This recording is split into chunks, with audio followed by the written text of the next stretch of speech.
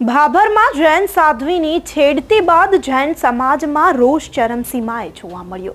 અત્યાર સુધી આરોપીઓની ધરપકડ પણ થઈ નથી, ત્યારે જૈન સાધ્વીઓની સુરક્ષાને લઈને હવે મોટો નિર્ણય કરવામાં આવ્યો છે। નમસ્કાર, હું અમરીન અને તમે જોઈ રહ્યા છો નિર્ભય ન્યૂઝ। જૈન સમાજમાં સાધુ સાધ્વીજી ઉપર હુમલાઓની ઘટનાઓ દિવસે ને દિવસે વધી રહી છે, ત્યારે સાધ્વીજીઓની રક્ષા માટે અખિલ ભારતીય શ્વેતાંબર મૂર્તિ પૂજક ગપગચ્છ મહાસંઘ દ્વારા પેપર સ્પ્રે એટલે કે મરચાનો સ્પ્રે તૈયાર કરવામાં આવ્યો છે। દેશભરના 500 ગુરુ ભગવંતોના ગ્રુપમાં 7000 સાધ્વીજીઓની રક્ષા માટે આ સ્પ્રે પહોંચાડવામાં આવશે। ત્યારે પરમ પૂજ્ય અભયસેન સુરેશ્વરજી મસ્સાના જણાવ્યા અનુસાર ભાભર અને ભરૂચમાં સાધ્વીજી ઉપર જે હુમલાઓ કરવામાં આવ્યા તે સંદર્ભે આગામી 2 મહિનામાં દેશભરના તમામ જૈન સાધ્વીજી ગુરુ ભગવંતોને આ સ્પ્રે પહોંચાડવામાં આવશે। આ કાર્ય માટે અખિલ ભારતીય શ્વેતાંબર મૂર્તિ પૂજક ગપગચ્છ મહાસંઘ દ્વારા 20થી વધુ ટીમો તૈયાર કરવામાં આવી છે। સાથે સાથે 800થી વધુ શ્રાવક શ્રાવિકાઓ આ કાર્યમાં ભાગ લે છે।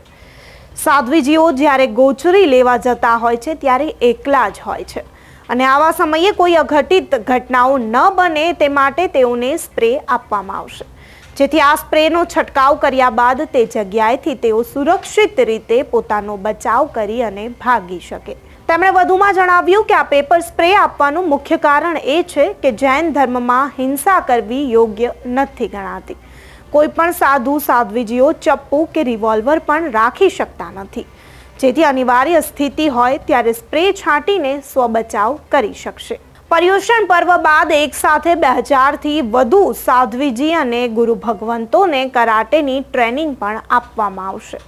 અગાઉ સુરત ખાતે અખિલ ભારતીય શ્વેતાંબર મૂર્તિ પૂજક ગપગચ્છ મહાસંઘ દ્વારા 50થી વધુ સાધ્વીજી ગુરુ ભગવંતોને કરાટેની ટ્રેનિંગ આપવામાં આવી હતી। આગામી 2 મહિનામાં મોટાભાગના સાધ્વીજીઓને આ પ્રકારની સ્વરક્ષા માટેની ટ્રેનિંગ આપવામાં આવશે। અખિલ ભારતીય શ્વેતાંબર મૂર્તિ પૂજક ગપગચ્છ મહાસંઘના અગ્રણીના જણાવ્યા અનુસાર ભાભરની ઘટનાને લઈને તમામ સાધ્વીજીઓની સુરક્ષા માટે શરૂઆતમાં 500 જેટલા પેપર સ્પ્રે જે છે તે તાત્કાલિક ધોરણે તૈયાર કરી પહોંચાડવામાં આવી દીધા છે। આવનારા દિવસોમાં બીજા 5000 પેપર સ્પ્રે તૈયાર કરાશે અને તેમને પહોંચાડવામાં આવશે।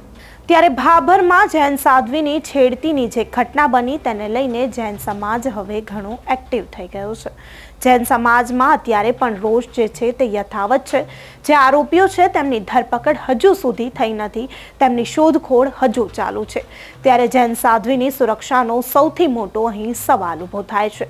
ત્યારે તેમની સુરક્ષા માટે આ નિર્ણય લેવામાં આવ્યો છે। ત્યારે આ નિર્ણય વિશે તમારું શું માનવું છે અમને કમેન્ટ કરી ચોક્કસથી જણાવજો, તથા અમારી ચેનલ નિર્ભય ન્યૂઝને લાઇક, શેર અને સબસ્ક્રાઇબ કરવાનું ભૂલશો નહીં। આભાર।